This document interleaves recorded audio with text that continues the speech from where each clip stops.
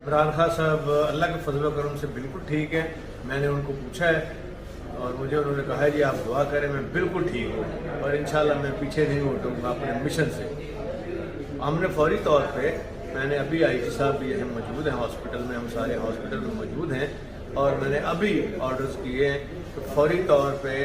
एक अपने लेवल पे GIT इस तरह की बने कि इसमें काउंटर टेररिज्म का देखा जाए और इसके जो मुहरकात हैं और पीछे कौन है, इसके कौन से लोग हैं जिन्होंने इसको ट्रेन किया।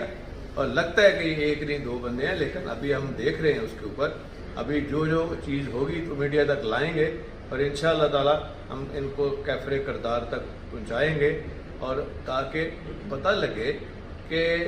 ये सोच पीछे क्या है कि जिसकी वजह से इस लड़के को तैयार किया गया और उसको कितने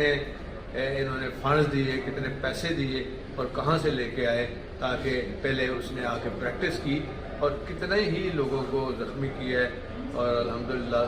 खान साहब बिल्कुल महफूज है और बिल्कुल ठीक है। और जहाँ पहले रखा गया